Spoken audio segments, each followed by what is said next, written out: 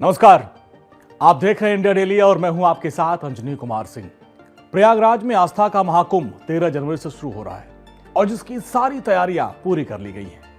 संगम के किनारे तंबुओं का एक शहर बसा दिया गया, जिसे यूपी का 76वां जिला घोषित किया गया है, जहां करोड़ों की संख्या में देश विदेश से श्रद्धालु आएंगे और आस्था की डुबकी लगाएंगे। लेकिन क्या आपको यह पता है कि प्रयाग महाकुंभ के इस जनसैलाब से अंग्रेज डर गए थे? महात्मा गांधी जब संगम नहाने गए तो अंग्रेजों ने ट्रेन और बसों के टिकट को बंद क्यों कर दिया? रानी लक्ष्मीबाई के लिए नागा साधुओं ने अंग्रेजों से युद्ध क्यों लड़ा? आज महाकुंभ की इस महाकहानी के इस एपिसोड में हम आपको विस्तार से बताएंगे। बात 1918 की है, जब प्रयाग में महाकुंभ का आयोजन चल रहा था। यह वही दौर था जब महात्मा गांधी आंदोलन के जरिए आजादी की लड़ाई लड़ रहे थे और महात्मा गांधी ने यह तय किया कि इस बार वो संगम में आस्था की डुबकी लगाएंगे। वो अपने राजनीतिक गुरु गोपाल कृष्ण गोखले की सलाह पर 1918 में प्रयाग कुंभ पहुंचे और वहां गंगा स्नान किया, संगम में जाकर स्नान किया। महात्मा गांधी और गोपाल कृष्ण गोखले ने प्रयाग आने की जब तैयारी की और यह खबर जब लोगों तक पहुंची तो बड़ी संख्या में श्रद्धालु संगम पहुंचने लगे और जिससे अंग्रेज डर गए कि कहीं महाकुंभ से महाक्रांति की अलख तो न जल जाए। आलम यह था कि 1918 के कुंभ में भीड़ को रोकने के लिए रेलवे बोर्ड के अध्यक्ष R.W. गिलन ने रेलवे टिकट पर जो बिक्री थी उस पर रोक लगा दी। यानी आप टिकट कराने जाओ तो आपको टिकट देने से ही मना कर दिया।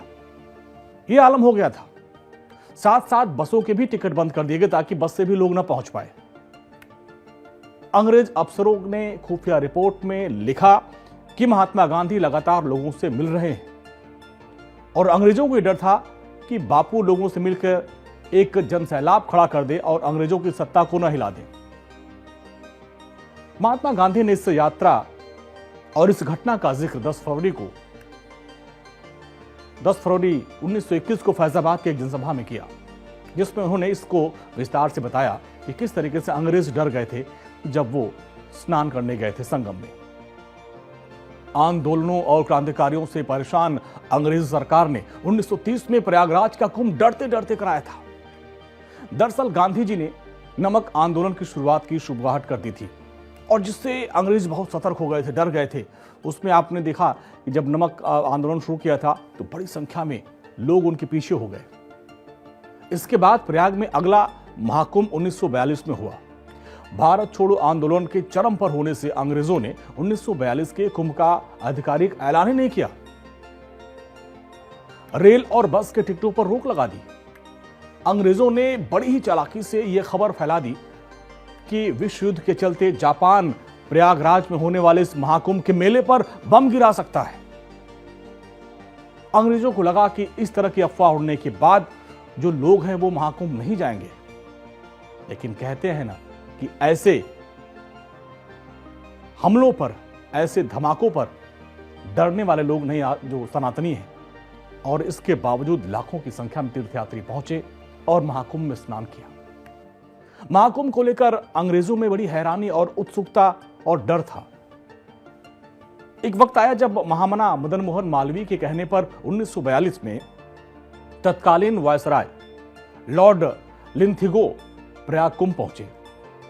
वहां पर अपार जनसमूह देखा तो वो हैरान रह गए और उन्होंने पूछा मालवीय जी से कि इतने लोगों को बुलाने में बहुत खर्च आया होगा।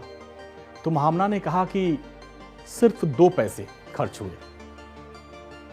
और इस पर वायसराज बहुत हैरान हुए। उन्होंने कहा कि पंडित जी आप मजाक तो नहीं कर रहे? इस पर महामना ने जेब से पंचांग निकाले और कहा कि ये 2 पैसे का पंचांग है। इसमें कुंभ और स्नान पर्व पता चल जाता है कि कब कुंभ है और कब कब स्नान है। लोग बिना किसी नियंत्रण के, लोग किसी को कोई बुलावा नहीं मिलता है, कोई निमंत्रण नहीं मिलता है, बिना निमंत्रण के आस्था के चलते खुद आते हैं और संगम में नहाते हैं, कल्पवास करते हैं। यह बात सुनकर अंग्रेज अधिकारी हैरान रह गया। ब्रिटिश राज में कुंभ मेला स्वतंत्रता सेनानियों की मुलाकातों और लोगों को जागरूक करने के लिए एक प्रभावी माध्यम बन गया। प्रयाग कुंभ मेले में तीर्थ पुरोहित, जिनको प्रयागवाल भी कहा जाता है, उनके निशान की तर्ज पर क्रांतिकारी भी अपने संदेश देने के लिए प्रतीकों का प्रयोग करने लगे। इससे साथियों को एक जगह जुटने का खुफिया संदेश दिया जाता था। महाकुंभ और आजादी की लड़ाई से जुड़ा एक और किस्सा है।